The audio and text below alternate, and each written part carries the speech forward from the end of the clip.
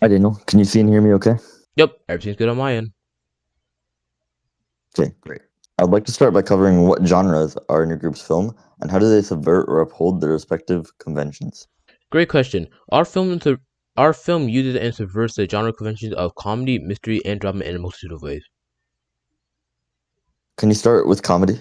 Of course, comedy has a plethora of conventions to play with. Me and my partners experimented with them a whole lot. What conventions did you guys end up using? A convention we upheld was the humorous premise. A humorous premise, for those that don't know, is when a story revolves around a funny or absurd situation that the characters must figure out how to navigate through. What is the humorous premise in your film? The human premise in our film is that the characters, who are a group of students, must figure out who the prankster is, despite this not really being their responsibility and rather something that should have fallen onto the admin. Are there any other conventions that you guys used from comedy?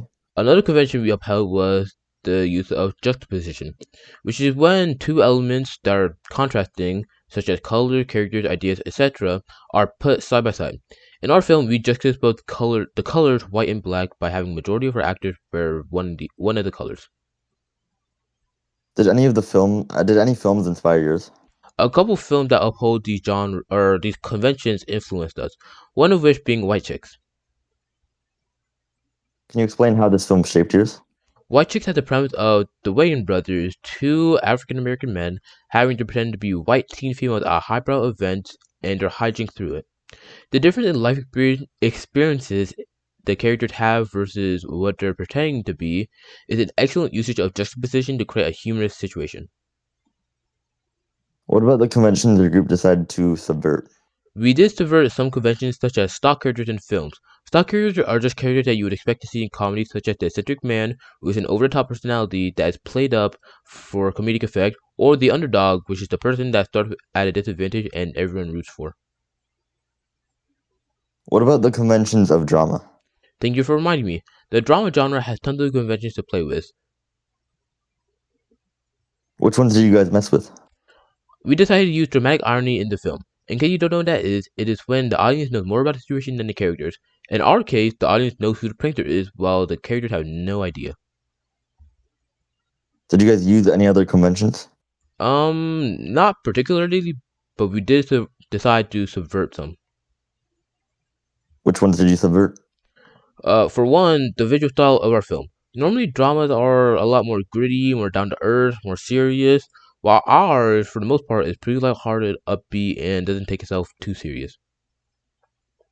Did any films inspire the drama aspect of your film? Absolutely. The first one to come to mind is the Titanic for its use of dramatic irony. And me and you both know that the Titanic did not really end well at all. But in the beginning of the film, the characters have no idea this is happening. They thought it was going to be a lovely boat ride, and they thought everything was going to be fine and dandy. You also mentioned that your group used mystery conventions in your film. Yes, we did. A couple conventions we had was the Enigma, which is just like the driving force, the thing that's missing, the thing that's trying to be figured out, which in our case is who this mysterious prankster is. And another convention we had was the typical character, which is a detective, which is the detective character who I played, who's the only person that's starting to piece together that Xander is the prankster. Did any mystery films inspire your guys' film?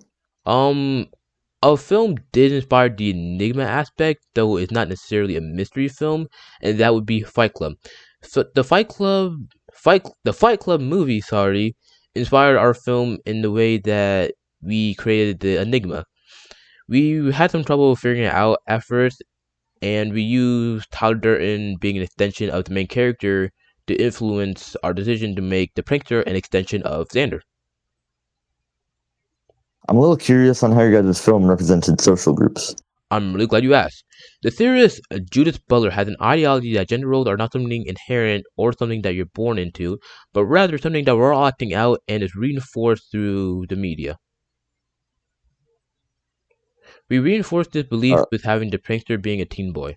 I'm sorry, I like how lost my train of exactly? thought there. Yeah. Do you want me to just keep going? Yeah. How exactly does this reinforce the belief? We use a stereotype of young boys being more immature and childish than their female or older counterparts. So, teen girls or adult men in their 20s or 30s. What about your logos and credits? How did those tie in? The Prankster production logo definitely adds to the comedic aspect of the film, as the score takes a very unserious tone, and the usage of bright colors just ties everything together. And the logos? The logos also have a goofy score to add to the comedy of the film.